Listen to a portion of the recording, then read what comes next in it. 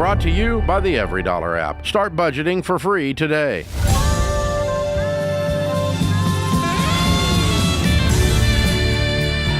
Live from the headquarters of Ramsey Solutions, it's the Ramsey Show, where we help people build wealth, do work that they love, and create actual amazing relationships.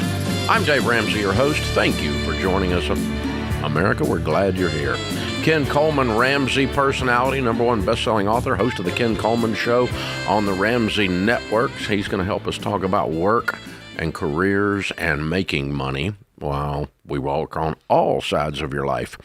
And he's my co-host today. Open phones at 888-825-5225. That's 888-825-5225. John in Dallas starts this hour. Hey, John, what's up? Hey, how's it going? Hey, how can we help? Hey, so I'm negative in a car loan that I would like to get out of.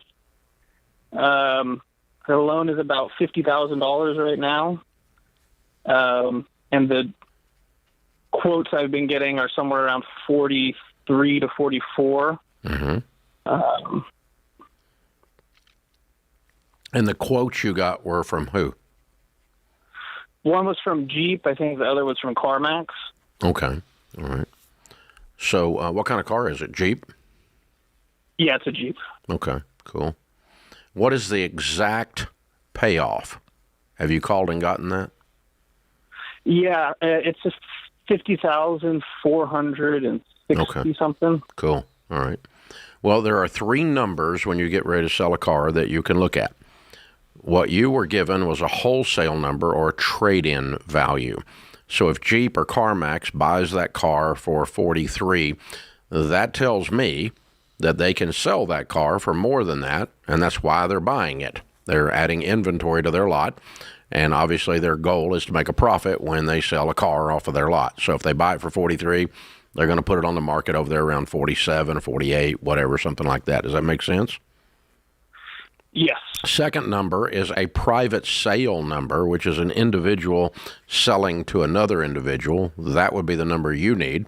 And you can get that at Kelley Blue Book, KBB.com, or go to Edmunds Car Guide. Either one of them help you get that number. Matter of fact, you ought to look at both of them and compare them and see what you think you should put it on the market for at Trader.com or Craigslist or Facebook Marketplace or wherever it is you want to sell your car to another individual.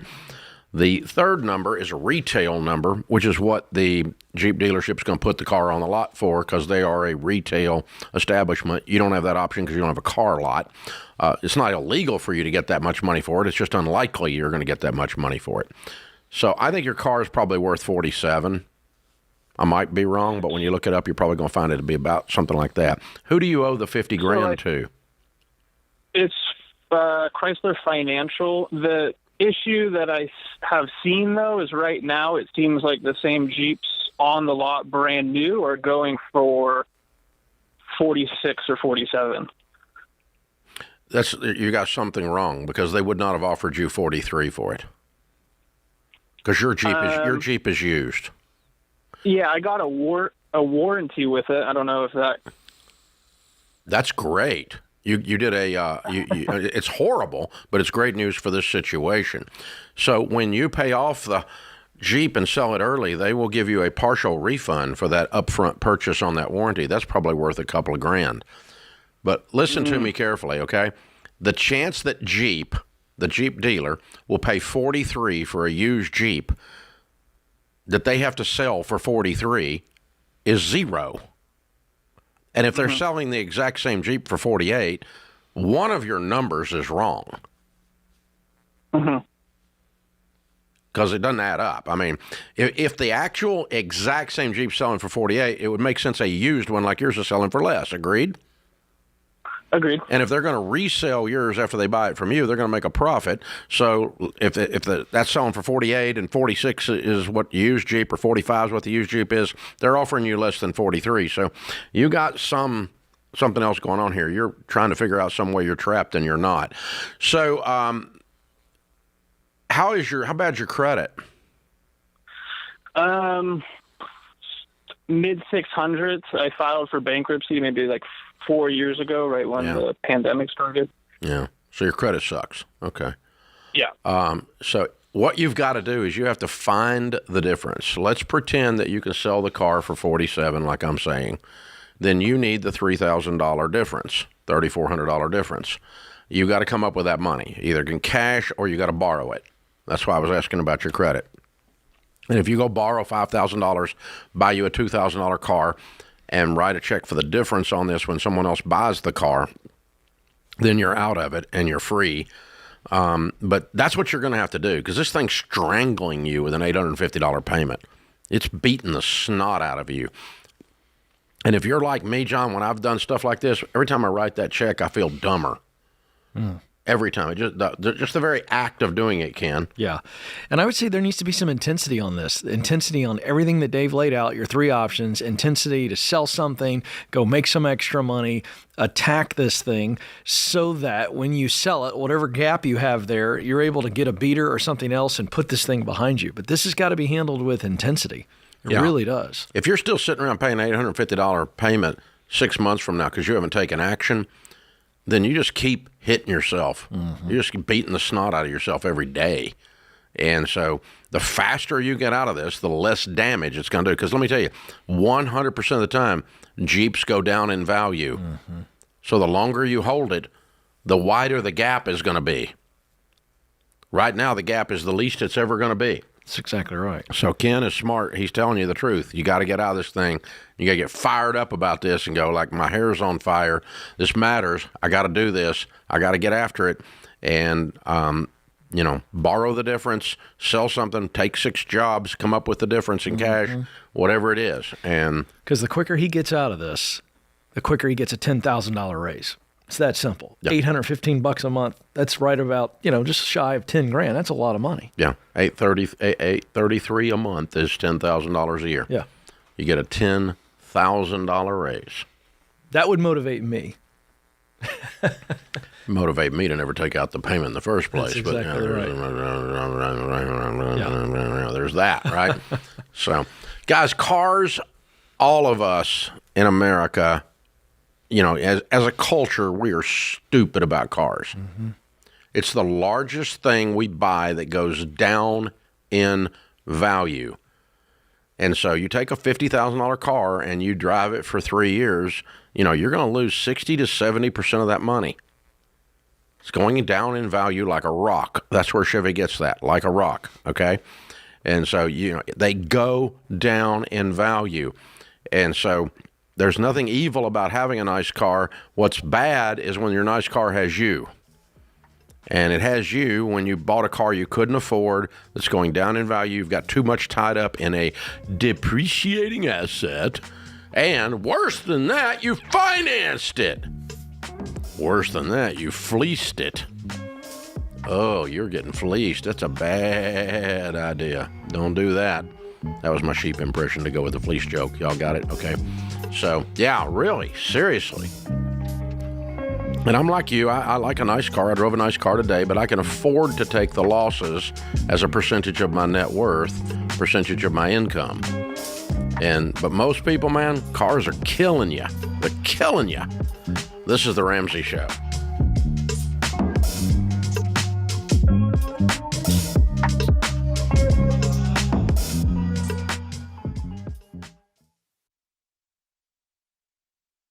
I've been doing this show for over 30 years, and some of the saddest calls I have taken are from situations that are completely preventable. Yeah, and what's so hard is I feel like one of those, especially the ones that I'm like, oh, it's terrible, are people that call in and their spouse has passed away suddenly and they don't have life insurance. We actually took a question of a lady and she had 3 kids, pregnant, and husband didn't have life insurance. And I'm like, I can't even imagine. Or even if it was opposite, right? If a mom passed away, there's a dad with kids and trying to figure out, how am I going to afford childcare? How do I outsource some stuff that maybe she was doing? And it just takes the grief and the sadness of something like a sudden death to a whole new level. Like when you have to think through, how am I going to pay my bills? How am I in going the to middle eat next week? Yeah, in the middle of all that grief, like it's terrible. And so life insurance is the one thing, especially as a mom with 3 little kids, that I'm like so big on for people to get because it's inexpensive. Xander is the place that Winston and I actually get all of our life insurance, and we keep re-upping it because I'm like, I just want it there. Like there's something about that safety of knowing that you have money if something suddenly happens. And it doesn't cost much because Xander shops among a gazillion different companies. It doesn't cost much. You just have to admit that someday you're not going to be here. You got to say it out loud, and you got to say, I'm going to say I love you to my family by taking care of them and taking the time to put this stuff in place. It costs us stinking pizza. It really is. So that is one thing to do, to say I love you to your family. So we've used Xander for all of our family's needs for insurance for many years, including, of course, term life insurance. To get a free quote, go to 800-356-4282. That's 800-356-4282, or go to Xander.com.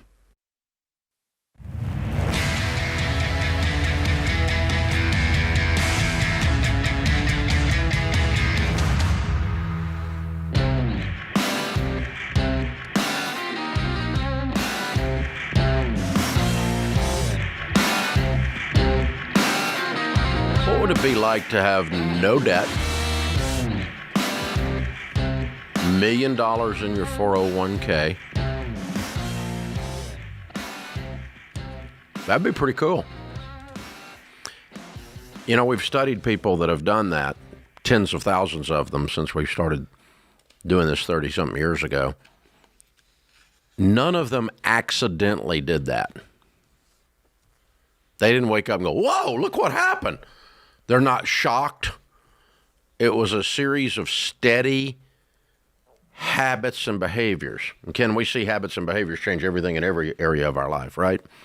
And the habit and the behavior that causes people to be intentional with their money to hit the goal of some level of financial peace, a pile of money in your retirement and zero debt, house and everything paid off, that happens only with a plan. You have to plan to do it, and then you have to incrementally, how do you eat an elephant? A bite at a time, but you need a plan to eat the elephant. You need to do a little blueprint, a little diagram on the elephant and go, okay, I'm going to start right there, and then I'm going to go over there, and then I'm going to go over there. And that's called a budget, where you give every dollar of your money an assignment. Don't do ready, fire, aim. Do ready, aim, fire. Every dollar has given direction exactly what to do. And that's why we named the world's best budgeting app Every Dollar. Tens of millions of people are using it. You can get it for free, and it'll get you on your journey, baby. Go to the App Store, go to Google Play, download Every Dollar for free. So Ken helped me, and a few of the rest of our team helped me put together the questions that I would ask President Donald Trump once we were given the opportunity to sit down with him. We reached out to Vice President Harris's camp, if you haven't heard, and to President Donald Trump's camp, and offered to do a long-form interview for the Ramsey Podcast, Ramsey Show YouTube channel. And we were able to go up there last week and do that. And we posted it yesterday, Wednesday, October the 2nd, on our podcast channel and on our YouTube channel so that people can watch it. And Ken, it broke all records around Ramsey anyway. And we've got some huge numbers around Ramsey, but these numbers are even bigger. 9 hours and 11 minutes after it was posted, the first 1 million people had watched it. The completion, meaning the people that turn it on and watch it all the way through, is almost 100%. No one's turning it off. They're watching the interview all the way through, which also tells me that our team did a great job putting that together. And some of those questions that you helped me formulate must have been stuff people wanted to know about. Yeah, imagine that. We got probably the most covered, the most unpredictable presidential election of our lifetime. It's been a crazy last 3 months. People are paying attention. We're just about 30 days out. I think it was timely because I think people wanted to know what you were going to ask. I think you've got obviously a very trusted audience. My question for you is, because people can watch it from a content standpoint, I'm just curious, you had a very full day. There was a massive press conference right there in the lobby of Trump Tower moments after you wrapped the interview. I'm just curious, What was his state of mind? Was he present? Was he distracted? What was going on? I'm just curious what that was like in the moments before the conversation. 100% zoomed in. Really? Completely, not distracted at all. Interesting. I don't think you can survive in the environment that a presidential candidate either party is in, right? Because it's from one thing to the next, to the next, to the next, to the next, to the next, to the next. I mean, you're all day long. You're flying from, they flew in from North Carolina. They'd just been down there speaking, and then they had this, and they had that, they had this, and they came in. They go, "Hey, we're actually running a little bit early. Can you start early?" And we're like, "Yeah, let's go." And but if you can't concentrate in the moment in the middle of that kind of frenetic thing, I think the process would eat you alive, and you would collapse, and your image, what you're trying to portray, would collapse. If you're thinking about the next thing rather than the moment, being present, I don't think you could do it. It'd be like doing this show, and I'm thinking about something else. That's exactly right. You have to have a level of focus. The other question I think people would love to know is, we have an image of somebody like him who's been covered probably more than any person in the history of media. So his ID rating around the world is 100, right? In those moments before the interview, moments after, where only you and the people in the room saw that, how does he come across? What's personality like? Because we know him as rally Trump, and when he had to be presidential. Yeah, well, and making fun of people on Twitter or whatever and all that, and caustic, bombastic. Yeah, that's kind of what you think of when you think of Donald Trump. Right. He's quite the opposite. Really. Just completely chill. Just came in, sat down, goes, "Hey, can we move that light over? It's making my hair glow." and we said, "Yes, Mr. President, we can move the light. Is there anything else you need, sir?" So really focus on details. I mean, we do that with anybody. Obviously, course, we're going to treat anyone with respect that's sitting there. We're not going to. No, we can't move the light. Right. Of course we can. And but he's like, "Yeah, this thing it gets kind of crazy, Dave." And that's funny. And so that's funny. Yeah, he was telling me a story. Or I was hearing it from Donald Jr. that. They were joking around the family, and some of the kids didn't think it was funny after he, got his shot in the ear. Right. And he said one of the kids, I won't say which one. Okay. Right. Looked at him and said, "Yeah, but how's the hair? Right. Is the hair okay?" Yeah. He goes, "Yeah. Ears bad. Hair's great. Right. It didn't hurt the hair." Yeah. And so they got a sense of humor. That's and so really it was really disarming how chill. Yeah.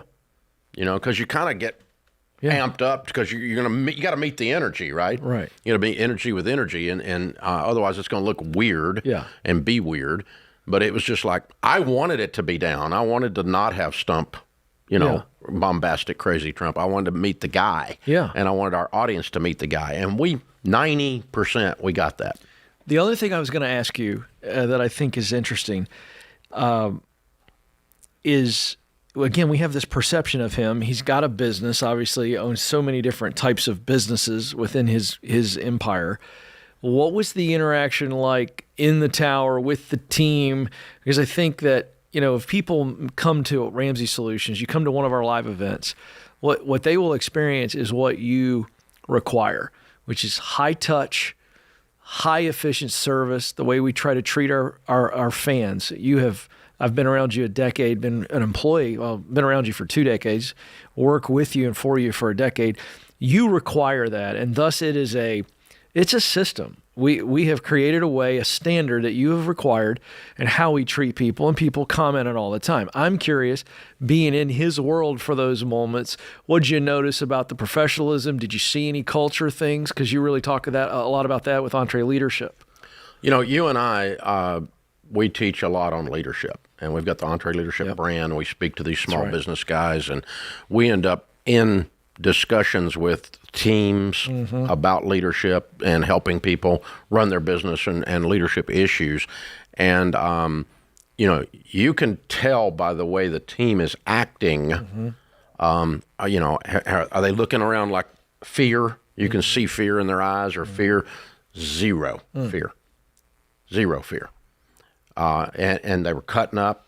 They were having a good time. They weren't sloppy. They were very professional. Sure. The excellence. And they were very complimentary of our team, of how excellent our team was to interact with, and how we, trains run on time. We got stuff done we're supposed to, all that.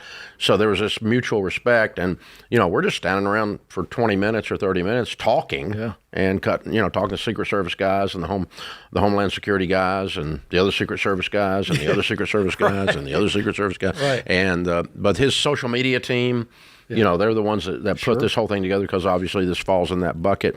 And they are really good at what they do, and he just lets them do it. Yeah. There's no fear. Yeah. They're running their lane. They're running their lane. Fully delegated. Yeah. Fully delegated. You get the feeling he actually knows exactly what they're doing, but is not giving any instruction whatsoever. Oh, interesting. Except about the lighting. Yeah, there you go. That's right. Well, that involves the hair. That's the hair. It's a different standard. There we go. This is The Ramsey Show.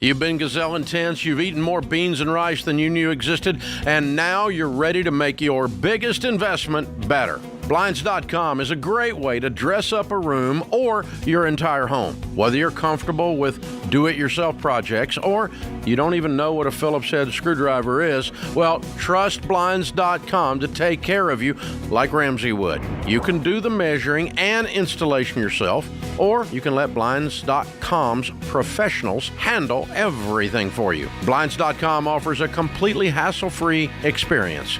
Count on them to deliver stylish window treatments from premium brands without the premium markup. You'll never have to deal with pushy salespeople in your home just to get a quote. But you can count on free shipping, free samples, and a 100% satisfaction guarantee so that you can rest easy. That's why we've recommended Blinds.com for over 10 years. Shop Blinds.com right now and get up to 50% off. That's Blinds.com. Rules and restrictions may apply.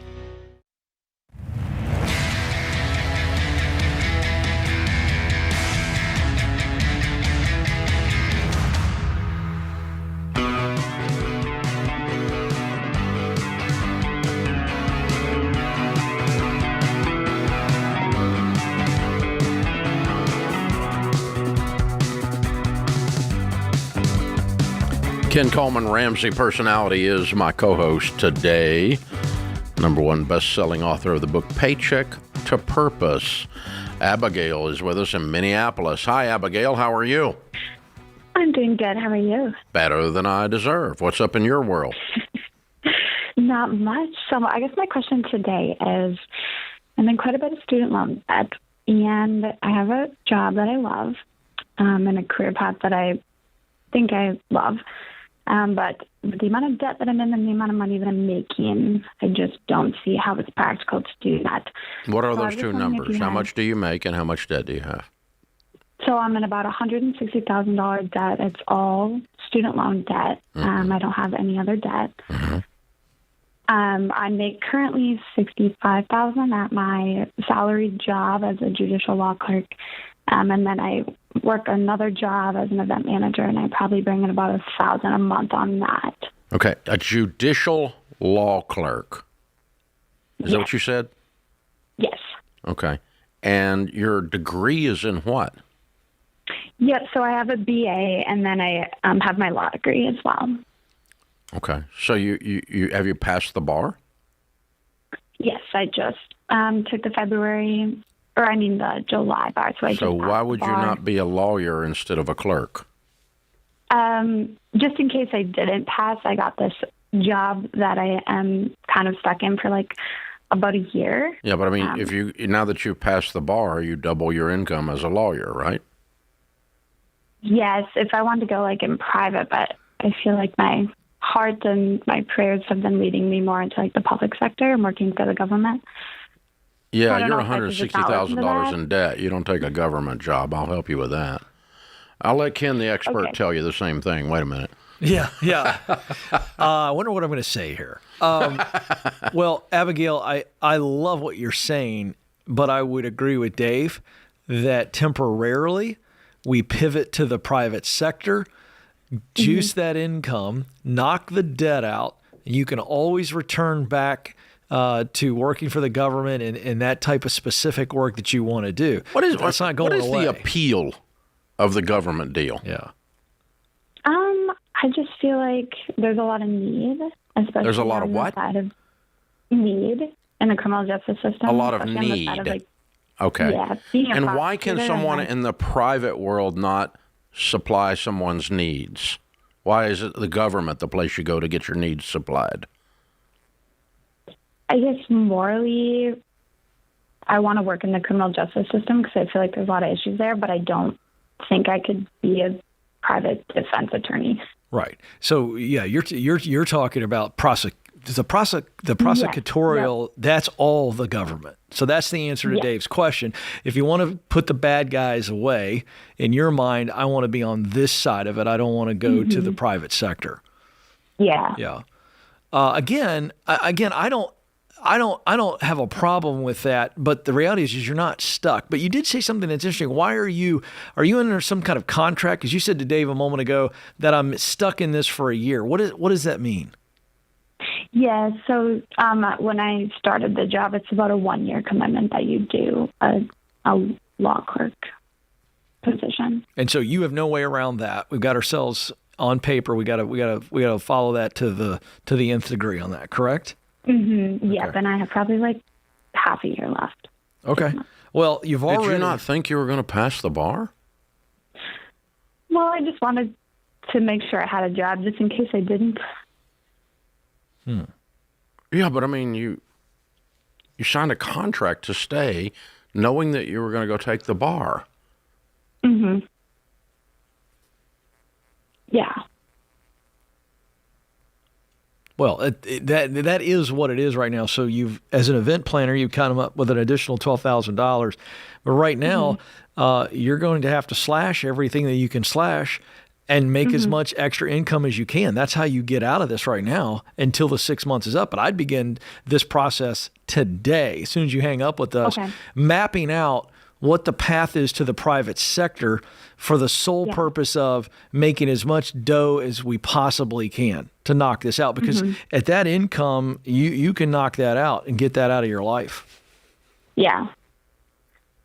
So then I guess in the interim, while I'm still paying on my loans right now, I pay probably about $200 over what is the minimums on them, just because I'm trying to pay them off. Should I keep doing that? Or should I wait? Pay whatever you can pay right now. Yeah. Okay. The more you pay, the less you'll owe.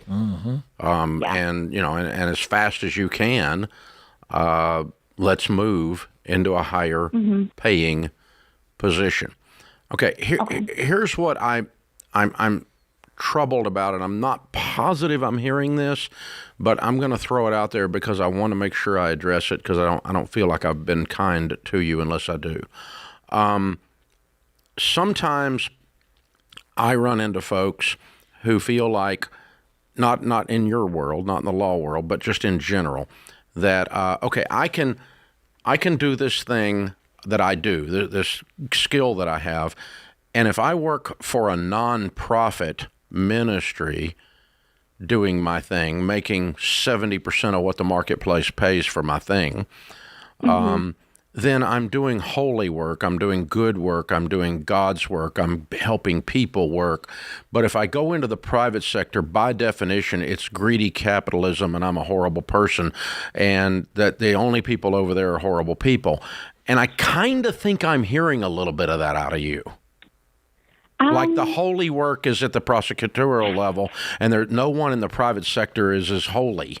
And I just don't believe that. I don't think that's true. I just have prayed a lot about like what I want to use my career as and where I feel like I can help. And Yeah, I and just what feel you're like this is what I've been. what you're discovering is that what Jesus said was true. The borrower is slave to the lender, $160,000 worth of debt, and it's really hard to serve two masters. The master of the answer in your prayer life is to serve a certain way, but it's a way that in which you can't pay your bills, and you're stuck mathematically because you have two masters. You have a student loan master, and you have God tapping you on the shoulder in your prayer life telling you to do this other thing. And so it's very hard to serve two masters. And so I want to propose a third option for everyone out there, and that is that you do not have to work for less money to be holy. That you can serve with excellence in the marketplace, kindness, compassion, do good work, and help hurting people from a private sector position, anything you're doing. And that's as much a ministry as a nonprofit, because nonprofits are not in the Bible. Nonprofit is a designation by the IRS, not by God. And all nonprofits are profitable. If they're not, they go out of business. They close down. They take in more than they pay out. They're profitable. It's an accounting entry that allows them to stay under the IRS as a nonprofit. It is not a holiness issue. And so you can enter the private sector, folks, and do holy, godly work and be at the top of your game income-wise. I agree. I would say in this situation, I don't think she was necessarily going that route as much as in the private sector, you're limited in the type of work you're going to do that's going to put the bad guys in jail. So I would equate her situation to someone who really wants to teach. If you got a master's degree and you want to teach, I would use that master's degree to go get a six-figure job, get rid of the debt, get your life in a situation where you live below your means, like the teachers we have in our millionaire study, third largest group of net worth millionaires. I agree with you too, though, Dave, that right now she needs to be going after the debt. But I do think that if you get your life in order... My point is you don't have to sell your soul to do that. I agree with you. But I also say if she wants to put bad guys away, you see that as honorable, right? I do, but she said there was a need in the market. The need is putting bad guys away? Well, I can't speak to what, you know. I want to help. We're gonna have somebody. I want to help people. We're gonna have somebody help the victim by putting the bad guy in jail. Okay. Yeah. I'll go with that. Law enforcement. I think there's a need. I love there. law and order. I like the idea. Yeah, it's interesting. But I agree with you that now she needs more money. Yeah. And I'm not sure she's there, but I know a certain portion of our audience I agree. struggles with the idea that they equate being broke with holy. Hey guys, it's Rachel Cruz here to tell you about a faith-based alternative to health insurance that can make healthcare more affordable, Christian Healthcare Ministries. CHM allows members to share each other's healthcare costs, and it's as easy as 1, 2, 3. Step 1, choose the healthcare provider you want. Step 2, submit your eligible bills.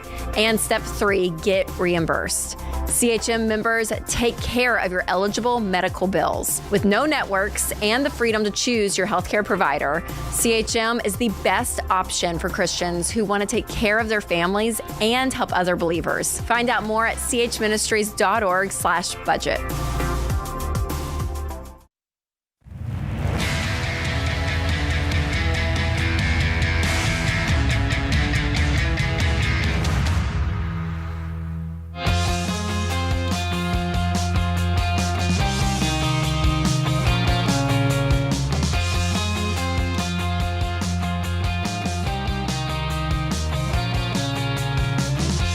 Ken Coleman, Ramsey Personality, is my co-host today.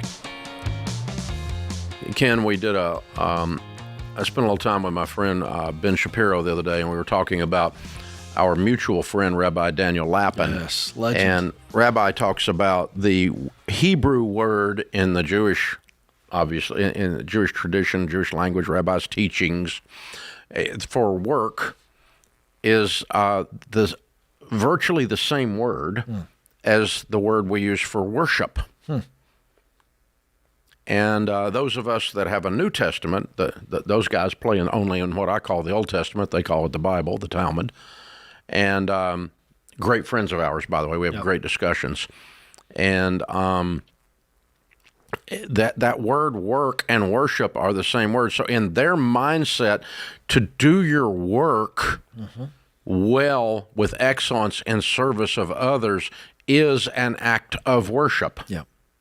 And that's what I was trying to say before that break. Yeah. I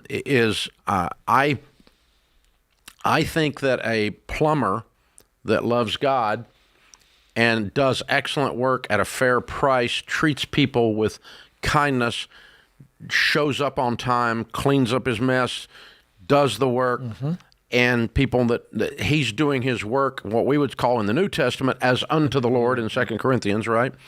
Or if we're going to have Trump, we can say 2 Corinthians, right? So, but 2 Corinthians, right? And that'll come back to haunt me right there.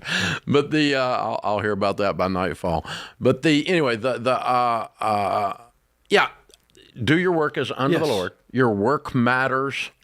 It matters, and you talk about this all the time. Sure. And so functioning in your gifts as an act of worship does not require that you do it from a government position or a nonprofit position. That's right. It just means you have to do it. It's a matter of the attitude and the altitude of the heart, not the actual location of the paycheck. That's exactly right. It's not holier depending on who is writing, who's signing your check, rather. It's the actual work, the actual result itself. And to that end, you don't have to just choose one lane to do the work in. And I think it's really important that people see that there's missional results in multiple lanes of work. And when you can figure that out, you go, wait a second, if I can use my talent over here, it's just as worthy, to your point, as it is over here. It's all work that is honorable creates a good result. Yeah. I'm talking about honorable work. Now, there's parts of any profession you can do that you could question the honor of it. No question Not about only that. from your intention, but also the type of people. Yep. You don't want to be a guy getting people who are horrible criminals that really did do the thing. I wouldn't want to spend my life getting them off. I don't think that's holy work. Yeah. In her situation. That's so, do all defense attorneys do that? No, they don't. There are defense attorneys that function with with integrity. Yep. Before God, and so, but there are some that are scummy. That's right. But that's just about true of accountants. It's about true of people that own gas stations. It's true of people that own a hotel. I mean, you can find you can find the good and the bad people in almost any profession. Yeah, there's no question about it. And it's all about what result are you creating and why are you creating it? And you could have someone who's selling faulty goods. Yeah. That's wrong. Yep. That is evil. Even though sales, a dishonest scale. That's exactly right. So the act of selling something is not wrong, but if you're selling a faulty product intentionally, now all of a sudden it's dishonorable. Yeah, exactly. Philip is with us. Philip is in Pittsburgh. Hi, Philip. How are you? Good, Dave. How are you? Better than we deserve. What's up? So, if you excuse me, I'm kind of nervous, but so my question is should I buy a business or grow what I have now organically? And feel free to ask questions to dig. What business are you in? So it's a tax preparation and consulting business. Cool. And you have the opportunity to buy someone's practice. Yeah, I do. Okay. Do you have the cash to buy it? Excuse me. So no, it would be a seller finance deal. Mm-hmm. Okay.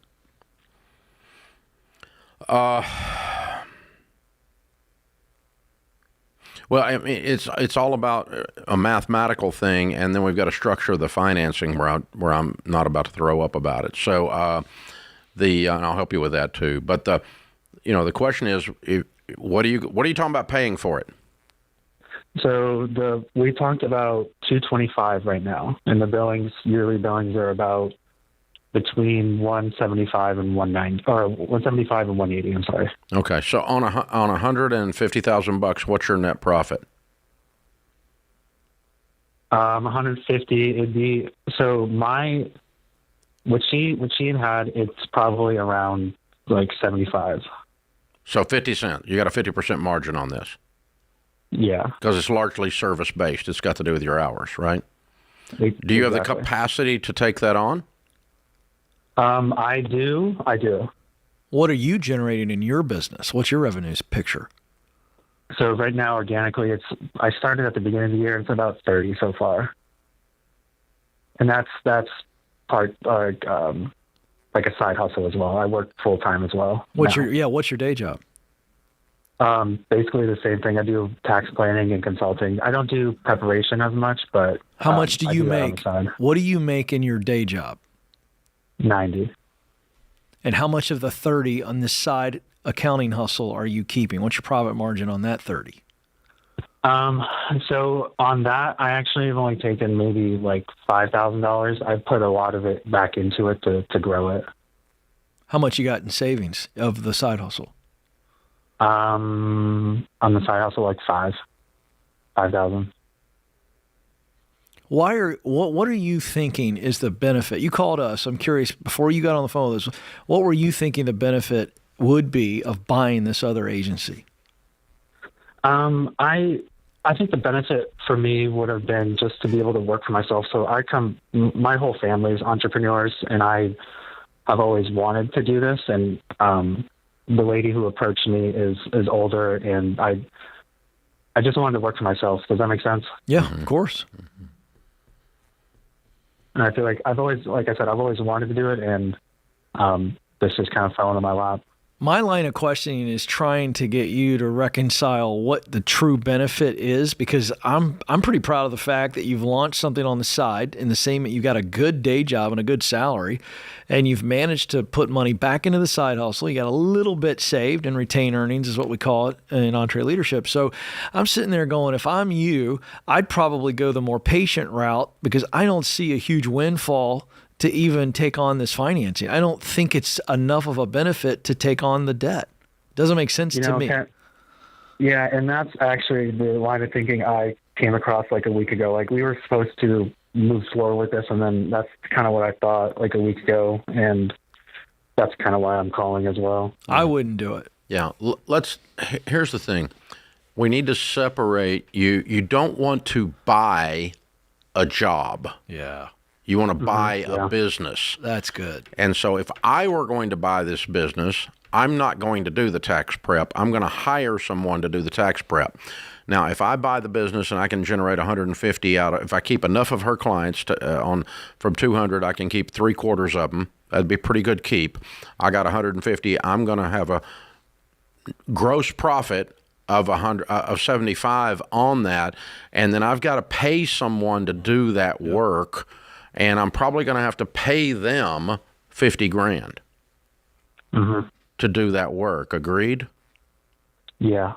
And that means that as a business owner, I'm making $25,000 net profit on a purchase of $225. Not a chance it's worth that. Yeah. Yeah, and part of the reason why I had pause was her billings are very low on a per return basis. So if I would increase them, I don't know how many of them would actually stay. Yeah, you're going to lose people just because it's not her, and then you're going to lose more if you raise prices. Super quick idea, Dave. I would pitch her on a finder's fee. Yeah, if she lets him take care of her customers, they got to go somewhere. Yeah. And I'll share revenue with you for a period of 12 months or something. But it's not worth $2.25, dude. That's overpriced. It's probably worth $100. This is the Ramsey Show.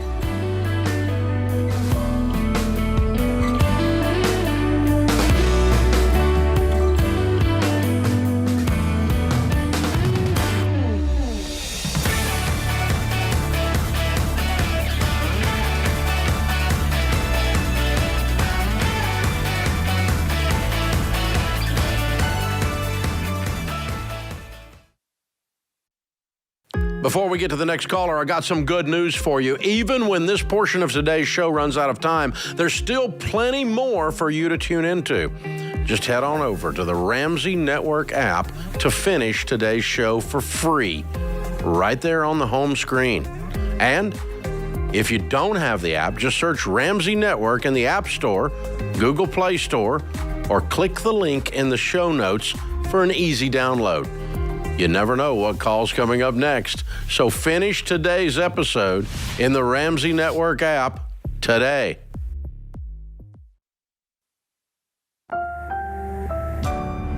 brought to you by the Every Dollar app. Start budgeting for free today.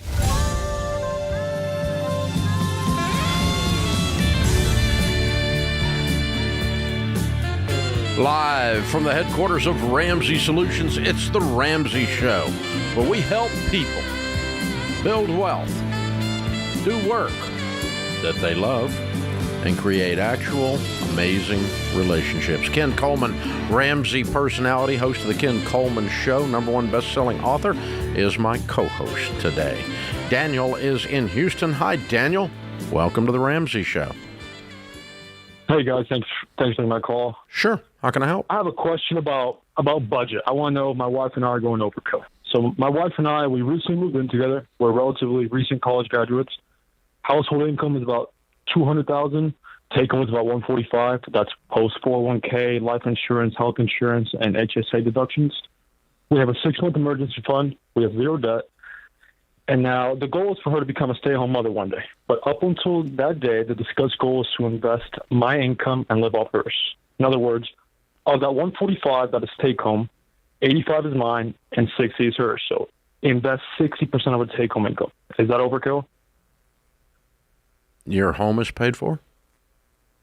We do not have a home. We moved into an apartment together. Okay. And you're married? Yes, sir. Okay.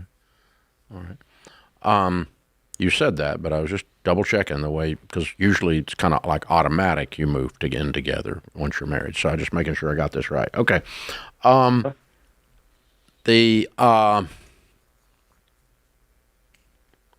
So the way I would look at this, the way I look at things, is based on the data that I have of the studies that we've done and the people that we have worked with over the last 30 years that have built wealth. What did they do, and what is different about what they did and what you're talking about doing? And that's how I'm going to answer the question, okay?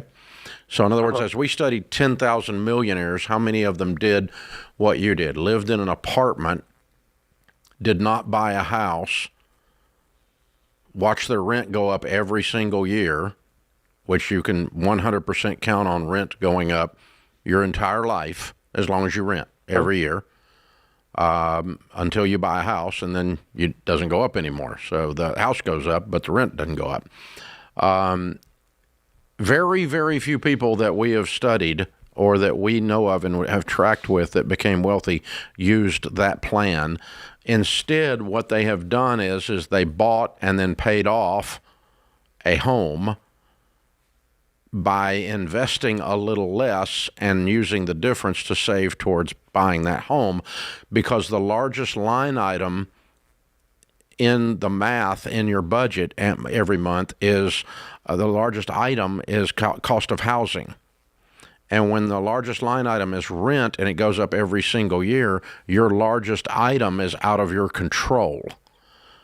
And it's going up every year. When you fix it by buying and then you pay that house off, what we find is that we find 15 years from today, 14, 12 years from today for you, you have a net worth of $1.5 million, 500 or 600 of that is a paid off house, and 600 or 700 of that is in your 401ks and your Roth IRAs. And so I'm going to lead you that direction rather than this intense saving. Obviously, let me tell you what you are doing very, very well. You're actually paying attention, you're planning, you're thinking, you're scheming about how we can win this money thing. Most people just ride through life with their, their head stuck up their assumptions, and they don't know what's going on. And then they wake up broke. You're quite the opposite. You're on the very other end. You're very, very intense. You're on fire. And so we've just got to point you in a way that's going to be the most efficient for you to actually hit your end goal, which is a good, stable life with a pile of wealth, right? That's our end goal. Yes, sir. Yeah. So, I would not do what you're doing. I would start saving a maximum of 15% of my household income into retirement, and I would stop the HSA. I would build an emergency fund of 3 to 6 months of expenses, and then I'd see how fast I can build up a fat, juicy down payment, and I'd buy a house in Texas, which is a wonderful market to own a piece of real estate in, and I'd watch that house just go zoom, zoom over the next 15 years. I mean, look back and think about the neighborhood that you might buy in and what you could have bought that house for 15 years ago. That just kind of makes you a little smiley. Wow, 15 years ago, I could have bought this house for, that's what it's going to be 15 years from now. And so, yeah, that's what you want to do. Yeah, and I would just encourage you, Daniel, there's zero chance that the guy we're talking to right now is going to not be able to You're gonna live win. below your means. You're going to win. So when she becomes a stay-at-home mama, I promise you this, Dave will tell you I'm You're right. going to win. She's going to want a house. So Dave's advice is absolutely right. When babies, she don't want to stay in an apartment. So let's go ahead and just remove the fear factor of will I have enough? You're going to. You know what? That's intensity right now is to get that house payment ready. Those are two good observations, and I didn't. You really keyed in on something there, because I forget because I've gotten old and I've been doing this so long. But guys, especially young dudes that are just got married, guys can live under a bridge. 100%. Yeah. You know, if we weren't five married, other guys. we would not be inside. Right. I mean, it's like, Yeah. and ladies, you know, they come along and they go, no, it's warm in here. It's cool in here. Yeah. We can control the atmosphere inside a property. Yeah. You know, and look, we can cook in here, and you know, we've got storage for our stuff, and yeah, it's like the domestication of the male beast. Yeah. But yeah. But you're right. It's he really, they just got married and moved in together, Right. And you know, so he can live anywhere. Sure. And yeah, you're right. Even if she's going along with it right now because she's in love, Yeah. but she's gonna wake up and go, Oh, yeah. I don't love this apartment. No. That's what's going to happen. You're exactly right. And she will be right, by the way, when that happens. 100% right. So we're trying to help you out on this one. Yeah, And the way you're living, my friend, Daniel, you're going to be able to, You're if gonna you be do what fine. Dave says, you're going to have a fat down payment. I think, Daniel, if I could get 2 drops of your blood and inserted in some of these people that are sitting on their butts, Right. You're way on your way. You're going to be great. Oh, yeah. You're not going to be a broke guy because you're actually paying attention. Yep. You're willing to do stuff. You're willing to go extreme, and you're going to win. You're going to win. So He's going to call in several years from now in a millionaire themed hour. oh yeah, In definitely. you know? Baby He's a Steps Millionaire. Baby Steps Millionaire. He's that guy. Hang on, Daniel. I'm going to send you a copy of the book, The Baby Steps Millionaires. It's got the white paper of the study, the piece of research that I'm talking about in the back, and you will enjoy reading about these millionaires, and you'll see these correlating behaviors that they have with what I'm talking about in the data. And then you'll go, okay, I can adjust to that. It'll be real helpful to you. You'll really enjoy this book. It's a bestseller, and I'll send it to you as my gift. Oh, my wedding gift, since you got married and moved in together. This is The Ramsey Show.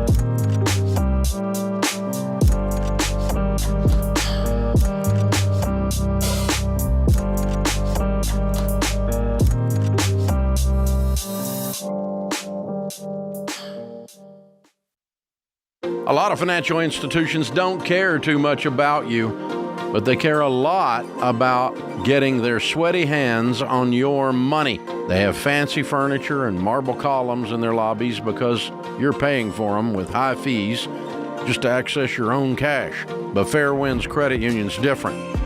Guys, you know I prefer credit unions because of their membership focus, lower fees, and better experience overall. Fairwinds has been in business for over 75 years, and we're excited to endorse them because they share the Ramsey mission of helping people get out of debt and living generously.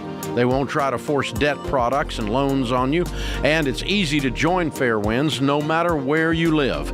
They serve hundreds of thousands of members worldwide. Anything you could do at a bank branch, you can do on fairwinds.org. Plus, your deposits are federally insured by the NCUA up to $250,000. So talk to my friends at Fairwinds and check out the combined checking and savings account bundle they created just for Ramsey fans. Go to fairwinds.org/Ramsey to learn more.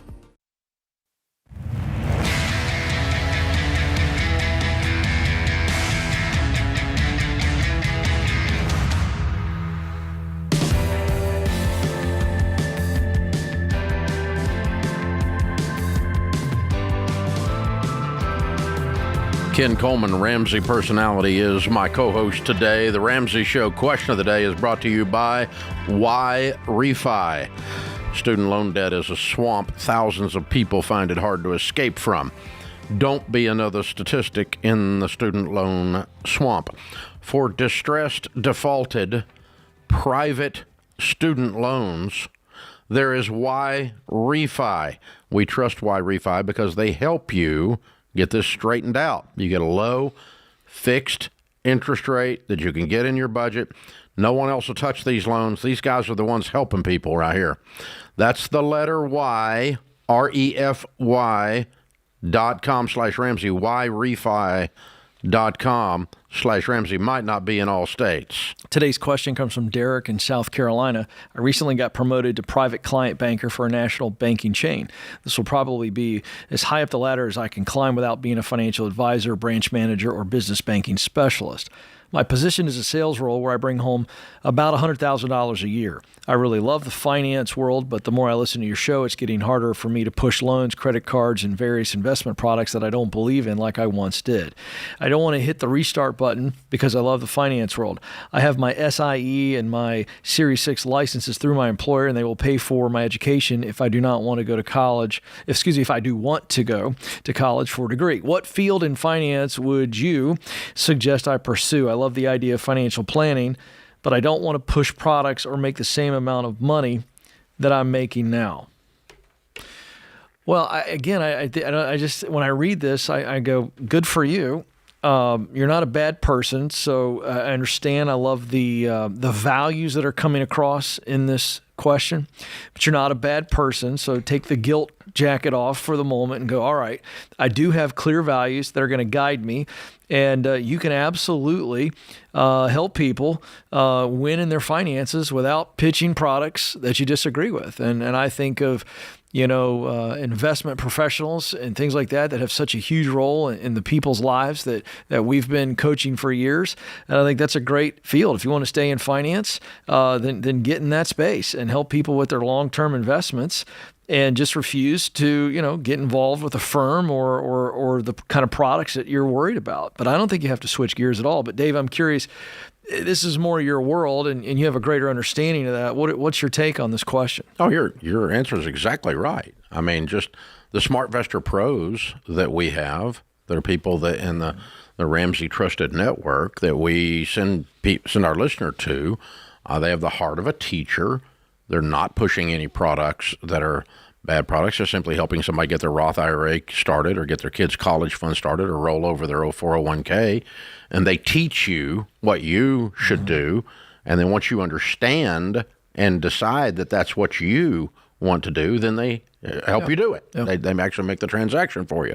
And that's what a good SmartVestor Pro does. And those guys, and gals that after a period of time in the business that develop a book of business, a group of clients, they make a lot more than $100K. That's right. And they should.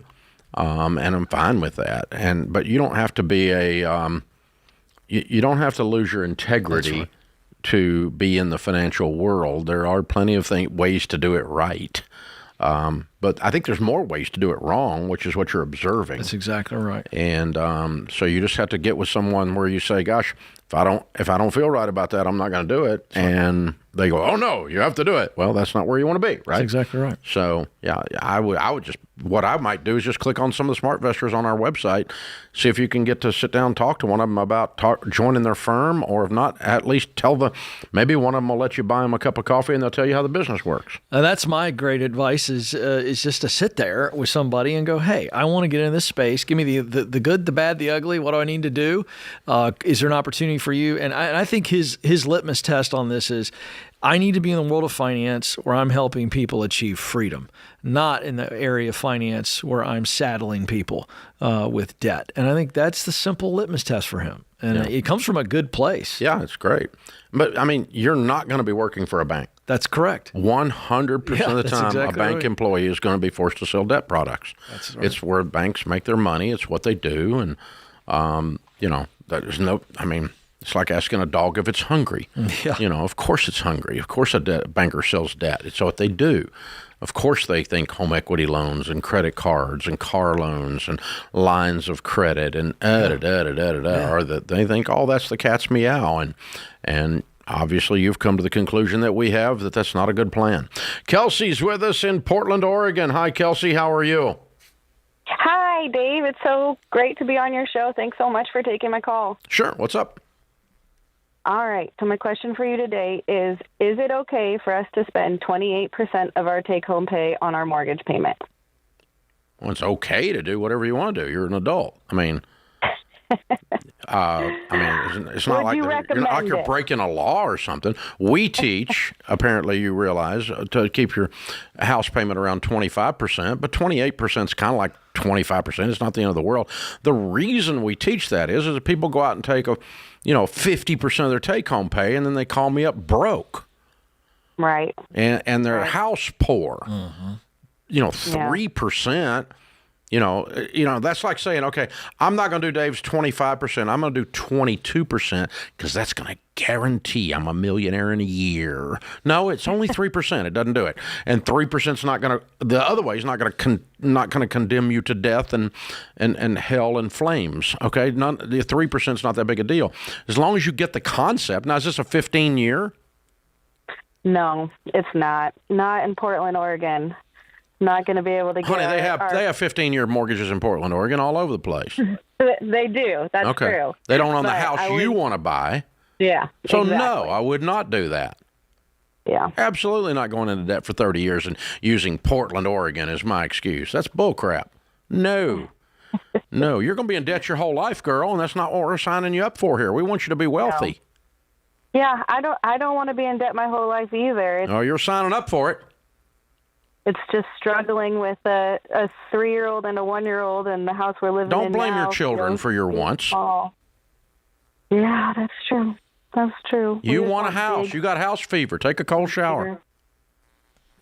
A bigger place to live. Yeah. You want a nicer house than 98% of the world's population lives in. It's true. Yeah. It's okay. I want you to get a house. I don't want your house to get you. Yeah. That's all it is. Oh, by the way, let me ask you this. When you say take-home pay, what all's coming out of that check? What all's coming out of that check? So that's just after taxes. Okay, that's all I wanted. All right. So it's not like you took a bunch of other stuff out that we could add back to help you with this formula. But no, I listen, you can do whatever you want, like we started the call with. You're like a grown adult and stuff. You're allowed to. It's not against the law. But I'm going to challenge your decision-making paradigm or framework that you're using, that you can't do this in Portland, Oregon, and that it's for the children. Neither one of those are true statements. Okay, this is a house you want, and you're not an evil person for wanting a nice house. That's not the point either. But there is, we have to push the child that lives inside of us out of the cereal aisle and say, no, we can't live on Lucky Charms. We have to live on meat and taters. That's the way it works, And so that's what we've all got to do. And that's hard, Kelsey. It's hard for me. It's hard for everybody else. I do want you to get a house, but I do not want your house to slow down your family's progress to cause instability rather than stability because you stretch and stretch and stretch and justify and rationalize. Yeah, and just to encourage you, Kelsey, I think everybody listening understands this desire to have a little bit bigger space, But the 1 and the 3-year-old, I think is what you said. You just got to remind yourself sometimes, Dave's right, you got house fever. We've all been through that before. These kids don't need more space.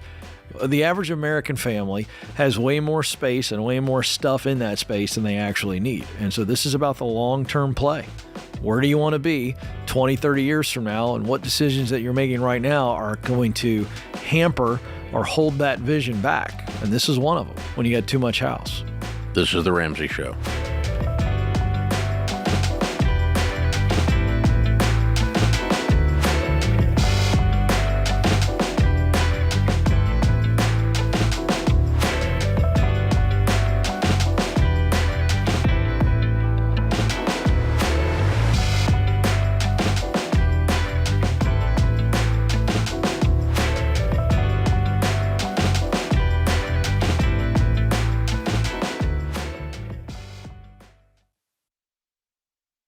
Your home is probably the biggest purchase you'll ever make. And with the real estate market like it is now, you'll need a mortgage company you can trust.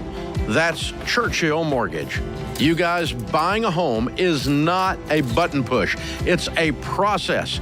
It takes building a relationship with an expert who will dig into the details and give you peace of mind without busting your budget. Churchill is one of the highest rated lenders in the country. And they're Ramsey trusted because they do what's right for you. Go to churchillmortgage.com to get started.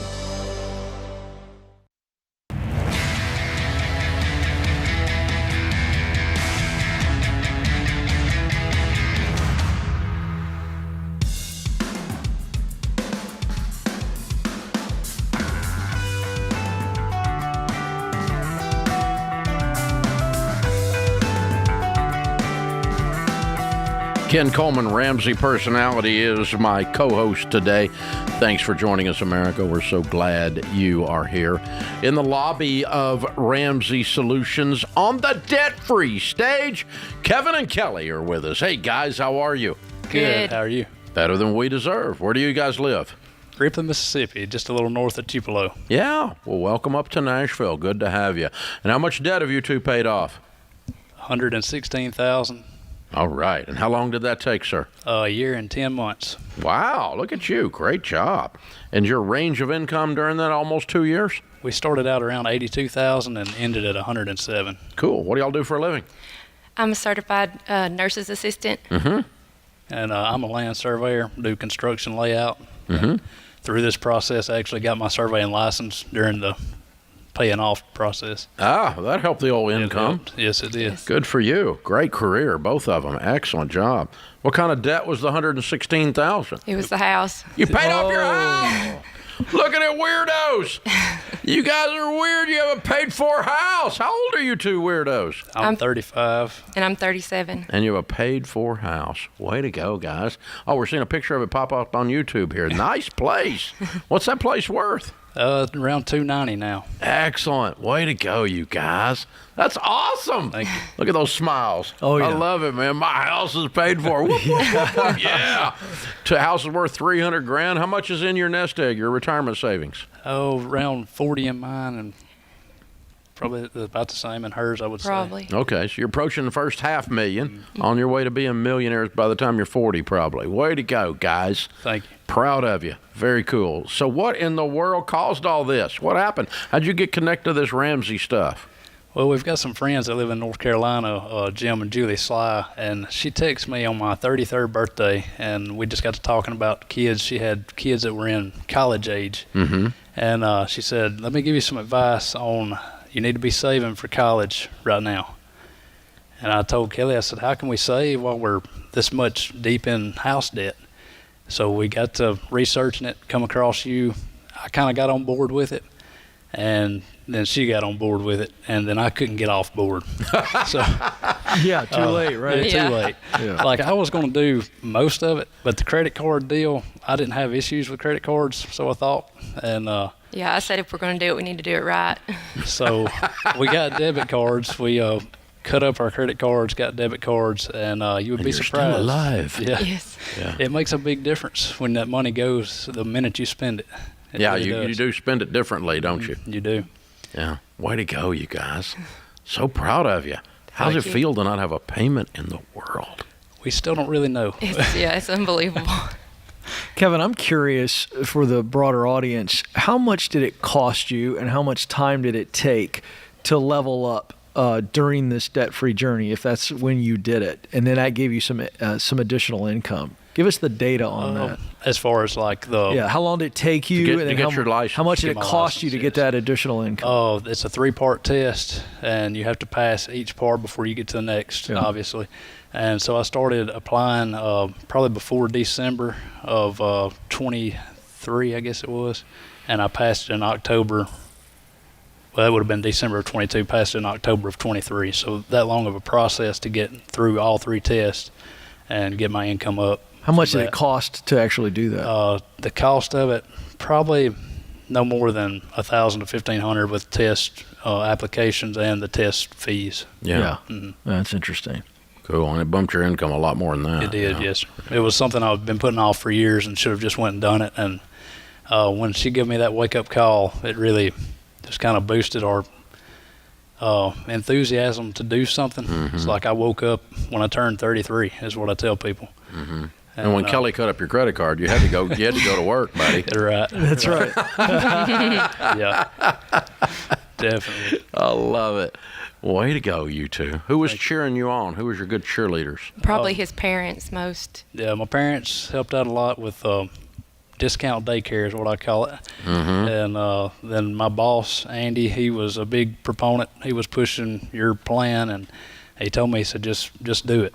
Just stick with it and do it. And really, I've got so many people in our church that I can't even begin to name. One of my cousins, Jason, he's a great influence in my life and still is. And I mean, just so many, I can't even name all of them. Do you want to try to? Anybody tell you were crazy? Oh, yeah. Oh, you had those too. Oh, yeah. So you had Yeah. both sides of the equation, right? Yes, sir. Yes, sir. Yeah, okay. That's all right. That's good. If broke people are making fun of your financial plan, you're right on track, man. I like it. Good for you guys. Well done. Well done. All right, now you're the other side of it. You got a paid-for $300,000 house. What do you tell people the key to doing that is? What's the key to getting out of debt?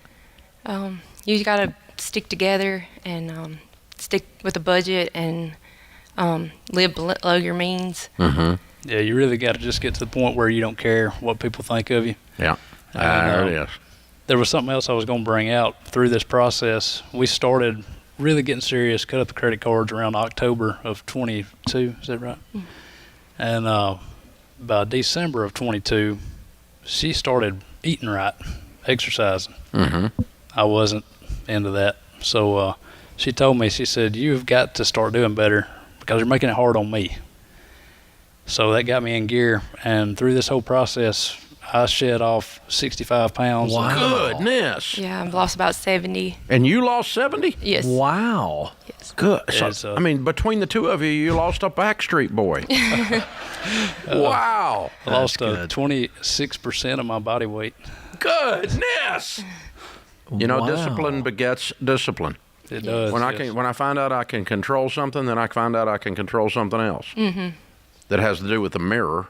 Right. You know? Yeah. Right. Yeah. Way to go, I you mean, two. Dave, you've That's so told people impressive. for a long time rice and beans and rice, but you guys went a different direction. We're like, we want to get healthy and debt free. Yes. That's extraordinary. When you look at it as though you have bitten off more than you can chew, Yeah. financially and physically, it applies both ways. You have to give it I time. like what and- you did there. Yeah. That'll preach right there. I saw That's that. pretty I good. saw that move. That was a good move. Yeah. Nice dance move. Yeah. Mad respect on that. That was well done. Appreciate it. Excellent, you two. Wow, that's amazing. And in both cases, you'll never go back, I sure hope not. physically or financially. No. Sir. Fiscally or physically, either way. Yeah, that's right. Way to go, y'all. That's so impressive. Yeah. Really impressive. Very neat. Very neat. So you tell people the key to getting out of debt is what again?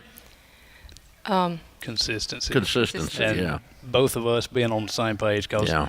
I would have bailed ship a long time before Yeah. the end if she hadn't been Well, like on you me. said, you got her started, and then she wouldn't let you quit. Yeah. Right. That's it. I got it. I got that. That was good.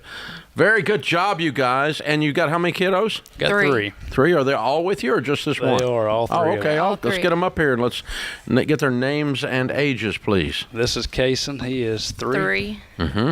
And Kaylee, she's 2. Mm-hmm. And Kyla is 7. All right. I got to tell you what, you changed their family tree. They don't know it yet because they're too young that their mom and dad just completely changed everything for them. Not only health-wise, but financial health as well. Way to go. All right, Kevin and Kelly, Tupelo, Mississippi area, $116,000 paid off, house and everything. 140 pounds lost. Did all this in 1 year and 10 months, making 82 to 107. Count it down. Let's hear a debt-free scream. 3, 2, 1. We're debt free. Oh, my goodness.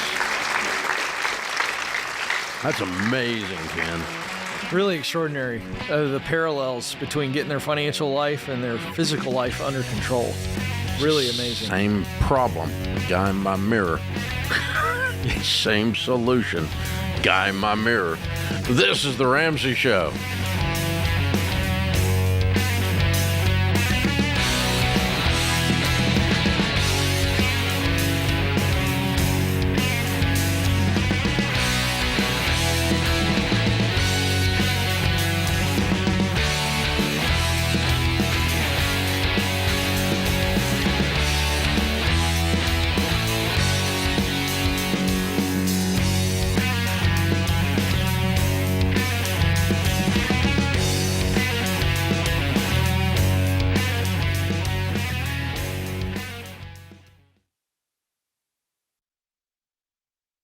What does the future hold for business?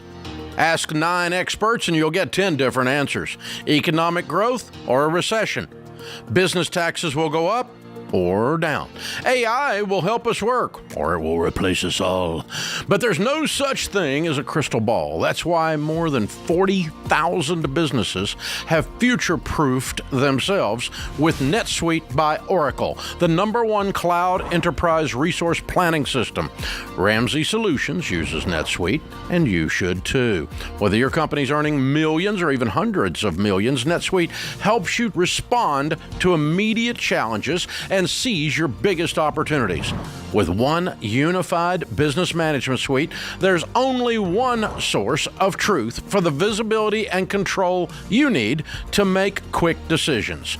NetSuite's real-time insights and forecasting help you see into the future with actionable data. And when you're closing the books in days, not weeks, you can spend less time looking backward and more time focusing on what's next. And speaking of what's next, download the CFO's Guide to AI and Machine Learning at netsuite.com/Ramsey. It's free at netsuite.com/Ramsey.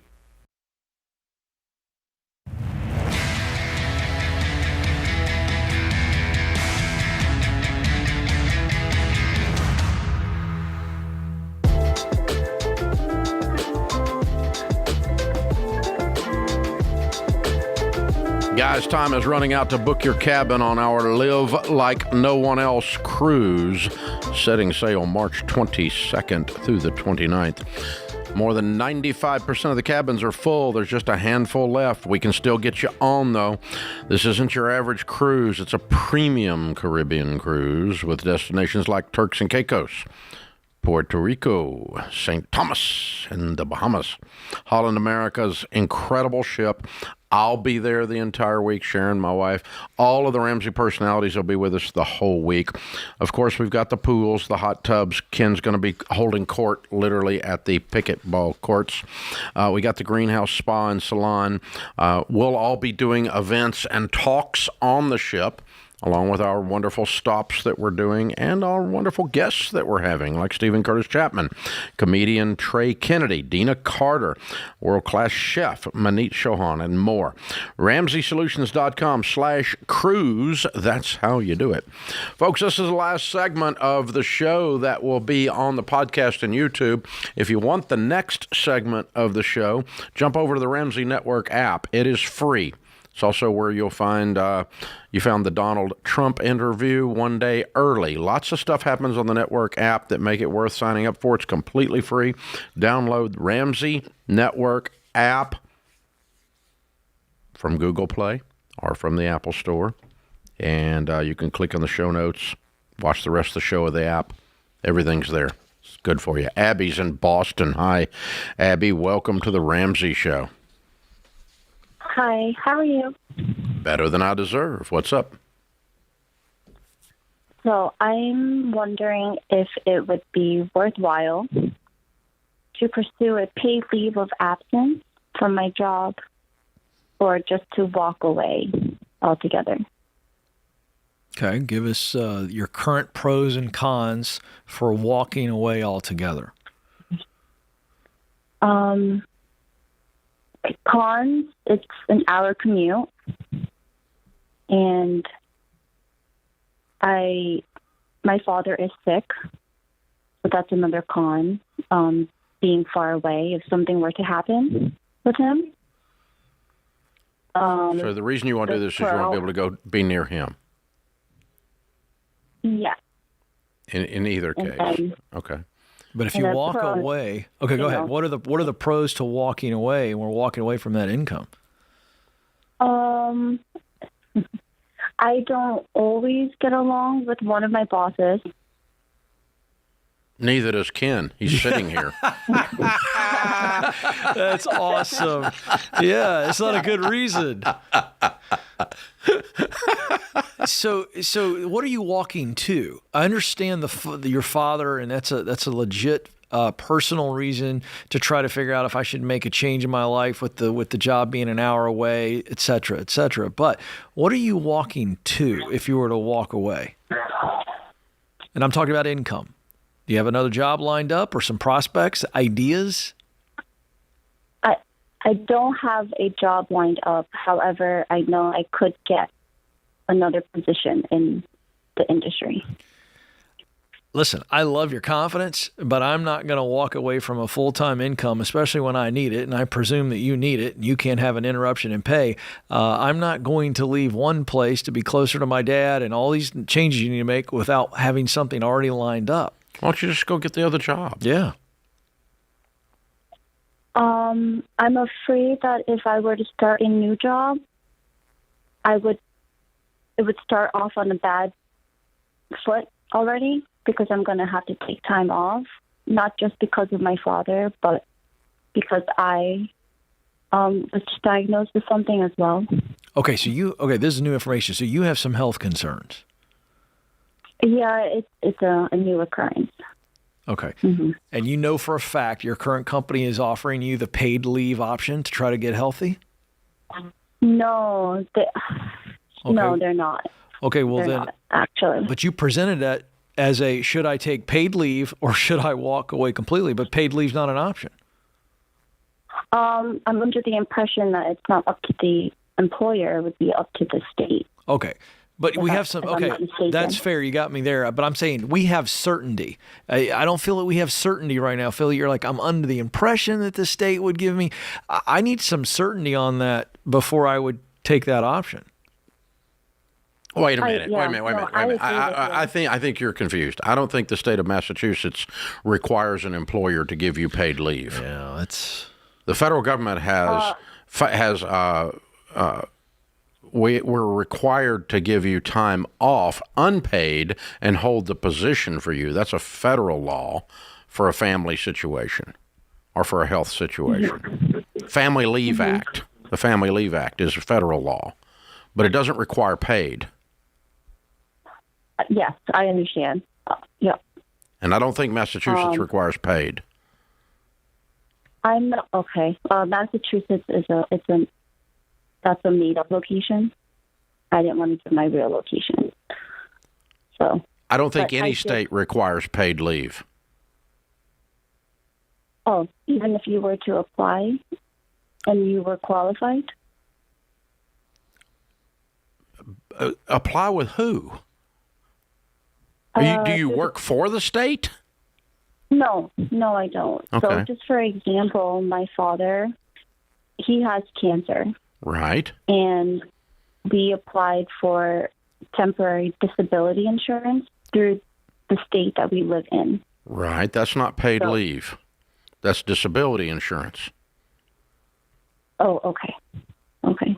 And if you don't get disability insurance for him unless you can prove you are disabled, then you might get some disability insurance. Are you disabled? No, I understand. Yeah, no, it's kind of two separate things. My diagnosis came after my father's situation. And when my father got diagnosed, I took a lot of time off of work. Mm-hmm. And then my situation came up after. I got so you. it just kind of piled on. Yeah, I got you. So I'm just wondering. Is your diagnosis going to cause you to be declared disabled? Maybe. I don't know. It's breast cancer, so I don't know. Okay. I'm sorry, hon. Boy, you got a lot going on. Mm-hmm. Cancer with both of you. Mm-hmm. Oh my gosh. I'm so sorry. Yeah. So, and you're an hour and a half away from work, your dad is. And is your dad's prognosis, what are they saying about him? Is this terminal or what? Yes, he's currently on hospice, actually. Oh, my gosh. Mm. So how much longer do you think he has, hon? A couple months if we're lucky. Okay. I'm so sorry. Thank you. I think I'm just being stubborn and trying to fight the principle, I guess. But maybe it's not worth it. But that's why I felt. I don't know what's not worth it. It's worth it to get to spend some time with your dad, mm-hmm. and it's worth it to take care of your health. I don't have any problem with any of that.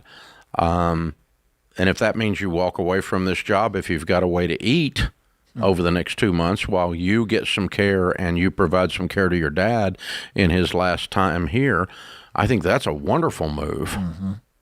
Do you have a way to eat? I do, yes. Okay, so you got some money coming in or a place to get some money or whatever. If you can do all of that and then just get you another job after a year from now, your cancer has been treated and your dad's thing has run its course and, you're resetting your life a year from now and you get a new job and you move on. I got no issue with that at all. I just want to be sure you're in the middle of this, okay? Yeah, I play house, as you would call it. So, you're living with someone? Yeah. Is that what you're saying? Yeah. Mm-hmm. So he's supporting you financially? Yes. Okay. Well, then you're okay. Yeah. That's yeah. I don't see any reason that you have to stay in this position. If they want to give you paid leave, and that's something they offer as an employee benefit, that would be awesomeness. But I think you're out of there, and you got to take care of your daddy and take care of you, is what it sounds to me like, kiddo. I'm so sorry. What a tough situation. This is The Ramsey Show.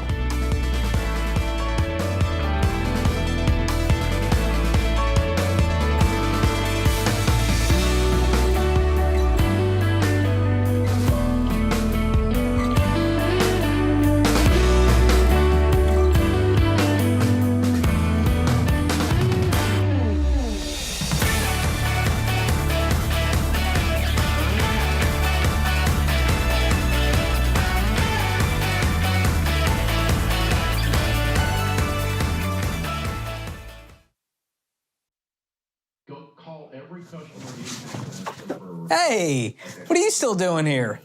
You know the rest of the show's happening on the Ramsey Network app, right? So you got to jump over there to continue watching. You can download it for free. Just go to your app store, type in Ramsey Network. It's completely free, and I'll drop a link in the show notes to make it easy for you. So if you're watching on the app, you're in luck. But if you're watching anywhere else, this show is over for you. So jump onto the app and let the fun continue. All right. Go on now. Don't make it weird. Okay, I got nowhere to go, so you need to go. Okay, bye-bye now. All right, it's getting weird over there, guys. What do we do?